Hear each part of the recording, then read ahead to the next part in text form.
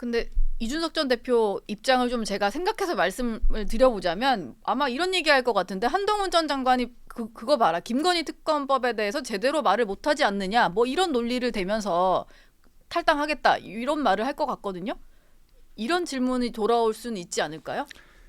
저희 논리하고 전혀 다른 논리를 대면서 당을 표현이 좀 그렇죠. 공격하는 입장이 되기 때문에 예. 이분의 정체성에 대해서 보수 지지층이 의심을 할 수밖에 없는 거예요. 저희가 얘기하는 건 뭐냐면 그 법의 독소 조항들 네. 분명히 이것은 문제가 있다는 걸 말씀을 드리고 저는 그거보다 더 앞을 생각해 보고 있어요.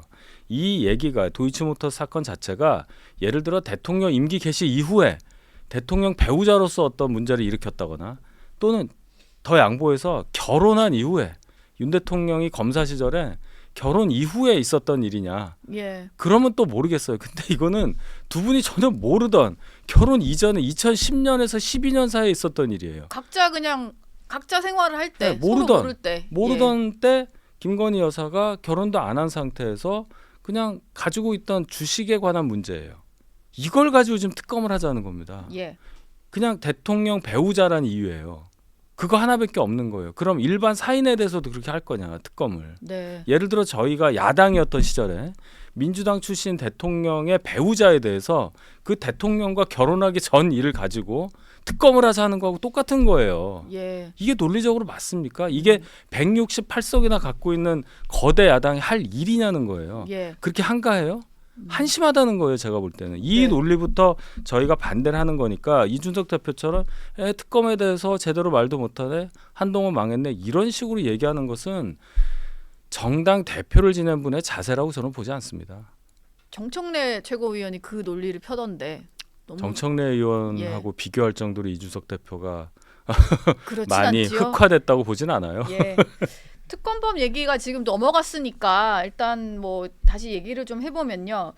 사실 특검법에 독소 조항 얘기도 했고 말씀하신 것처럼 이게 뭐 두 사람이 결혼하기도 전에 벌어진 일을 가지고 이제 와서 특검하는 문제에 대한 지적도 해주셨는데 사실은 이제 김건희 여사가 대통령 취임 이후에도 여러 가지 이제 국민들 입장에서는 국민 눈높이에 맞지 않는 어떤 처신의 문제도 약간 있었잖아요. 이 부분에 대해서 그냥 아무 말도 안 하고 거부권만 행사하면 사실 윤희석 대변인처럼 이렇게 논리적으로 설명해 주신 말이 약간 무색해질 수가 있어요. 그래서 뭐가 메시지가 필요하지 않느냐 이런 게 보수 일각에서도 나오는 주장인데 어떨까요? 좀 나올 수 있습니까? 그 논리가 무색해지지 않게 해야죠. 예. 그래서 지금 나오는 얘기가 예를 들어서 특별감찰관 용산 대통령실에 친인척 관리를 하는 그 제도가 있는데 문재인 대통령 때부터 안 하잖아요. 예. 그거를 빨리 임명을 하라는 뭐 그런 요청도 있고 또 대통령 배우자를 관할하는 제2부속실을 이제라도 만들어라. 그래서 뭔가 관리를 해라 이런 얘기도 있습니다. 예. 그 부분은 저희도 정무적으로 많이 판단을 하고 있고 한동훈 지명자도 아마 그 부분을 아주 심각하게 고민하고 있으리라고 봐요. 어쨌든 메시지가 발산되는 거는 비대위원장 지명자가 할 일이니까 시점과 또 그 수위와 또 제안할 수 있는 선택지 여러 가지를 고려해서 국민 여러분들께서 수긍하실 수 있을 정도의 정책 메시지가 나오리라고 생각합니다. 예. 지금 어제 일단 당정되는 거부권 행사하는 쪽으로 의견을 일단 모은 것 같고요. 여튼 28일에 쌍특검법이 처리가 되면은 한동훈 비대위원장이 당연히 메시지를 안 낼 수가 없는 상황일 것 같은데 이 부분도 하나 여쭤보고 싶은 게요. 그 지난주에 저희 여기 출연하셨던 민경우 그 시민단체 길 대표가 이 얘기를 하셨는데 김건희 특별법을 막으려고 김건희 특검 이후에 어떤 대안을 제시한다거나 이런 식으로 계속 뭐 맞서는 식의 대안이 나와서는 해결을 할 수가 없고 한동훈 비대위원장이 와서 할 수 있는 것은 뭔가 새로운 지지 기반을 만드는 작업, 그러니까 한동훈 표의 어떤 이슈를 계속해서 생산해내서 새로운 지지 기반을 쌓고 방어막을 형성하는 것이 필요하다 이 얘기를 했어요. 자꾸 저 김건희 특검법 논리에 말려들지 말고 이 얘기가 저는 조금 이제 인상적이어서 실제로 그럼 앞으로 비대위원장이 됐을 때 한동훈 표 어떤 정책 이슈를 낼지도 좀 필요해 보이는데요. 그게 한동훈 지명자가 얘기한 여의도 사투리라는 표현에 다 들어있는 얘기입니다. 네. 여의도 정치권에서 지금 하는 얘기들 보면 자 너네들도 수사를 받아라. 우리가 수사를 받았으니까 수사를 받아라라는 식의 특검법.